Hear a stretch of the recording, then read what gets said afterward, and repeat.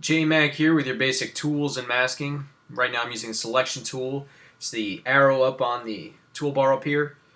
Use most of the time. This is the hand tool. When you're zoomed in, it's useful like this for moving around, edit what you want to edit. You can see it's not like the selection tool because when I move this, the entire comp moves. As opposed to the selection, I move individual layers. Next we got the rotational tool, which allows you to rotate the clip, the layer, about its anchor point, like so. And just something that works well with that is the pan behind tool. This one allows you to move the anchor point so that when you switch back to your rotational tool, you can rotate about a different pivot point like that, another anchor point. Just undo that. Next is T is for text tool, so let's select that one. We can then click on our comp and apply a text. So let's say AB Junior here, exclamation points, excellent. Alright, so use our selection tool, we can move the text around. We can go over here to our panel and adjust the size of the font. We can change the color of the font, let's say red. Alright, we can also change the outline color of the font, so let's do blue. How about blue? This one. Yep. Okay. Excellent. Alright, let's delete that. Next we're going to use the brush tool. You know, if you want to play Weatherman or whatever. So go up here, pick the brush tool. You'll see over here we got a bunch of different brushes.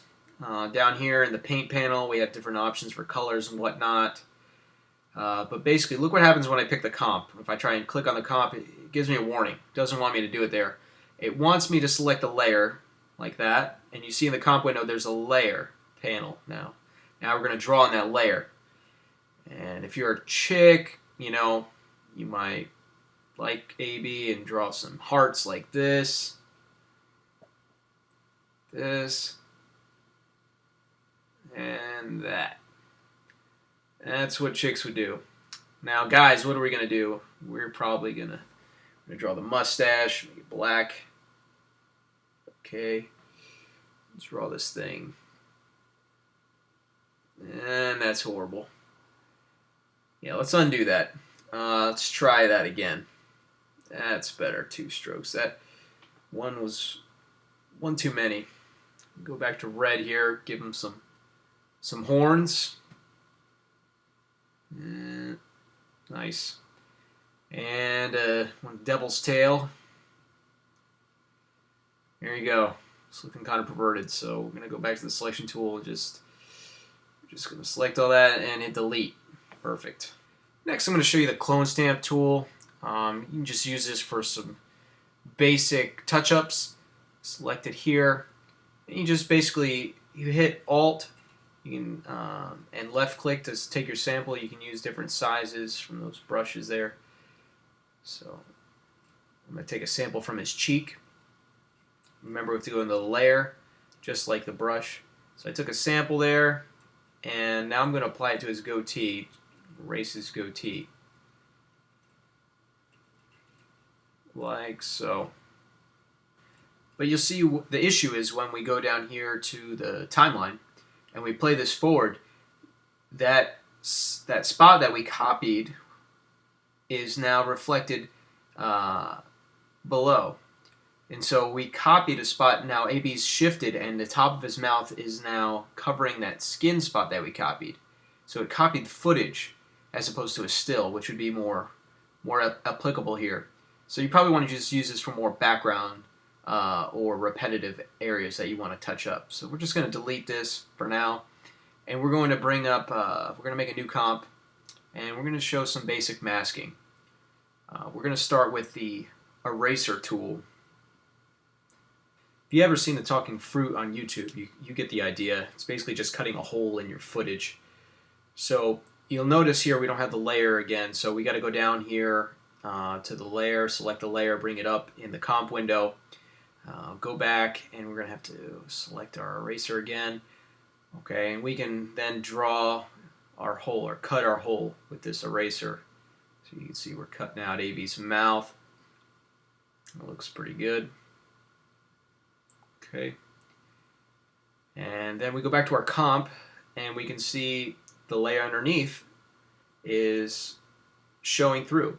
So we can go and move this layer underneath and make her eye appear in his mouth. That's pretty sick, so just undo both of that. Alright, next we're going to learn to mask with a rectangle tool. You can do multiple shapes, but the rectangle is the one that comes up automatically. We go into the layer underneath, and we can draw the masking tool to show what's on top. So I didn't like the corner there. We're going to try something different. Let's try that again. Go to layer underneath, and we'll draw, there we go, AB, just like that. And then what we'll do is we'll shift this over the selection tool, the layer on top with it masked, and the layer underneath will shift Evelyn over like that. And you can expand the mask like so. You see, moving the points up, expanding the mask, and we can move the footage. You see, we don't have enough footage on top, so we have to shift it up to cover it. Okay.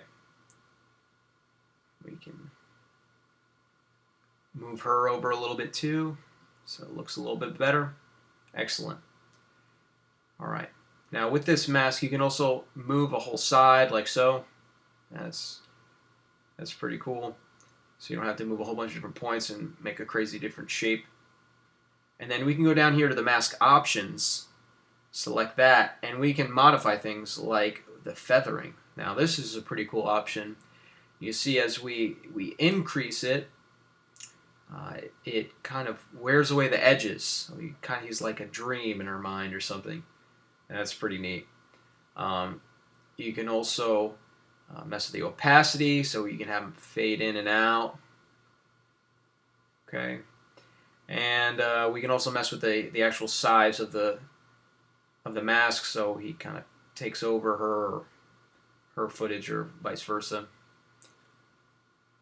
Okay, and we'll just delete this mask so we can show you the last tool, which is the pen tool, which is just another mask, except you get to customize the shape of it. And so again, we're going to have to go to the layer so that we can draw a shape around AB. So select that pen tool again. We selected the brush tool. They are similar looking, so just be aware of that. And we begin to draw a shape. As you select points, it gives you a straight line. You'll notice when I get up a little higher, let's say here, you hold it down and it allows you to make a curve, like so. And if you hold down and with a space bar, you can actually move the entire point while holding it. And then when you let go of the space bar, you can curve it. So I'm just going to do a quick mask around here, nothing too fancy, just finish it up real quick. And then you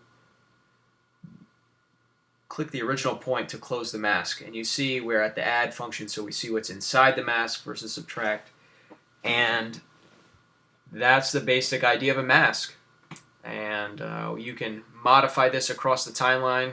You notice he moves, so we'd want to adjust this. You can use the selection tool to move the whole thing, or you can move individual points. So that's the basic idea of a mask. Thanks for joining me. That's a basic toolbar. You can mess with this all day long. I know I love to. Hope to see you with our next tutorial.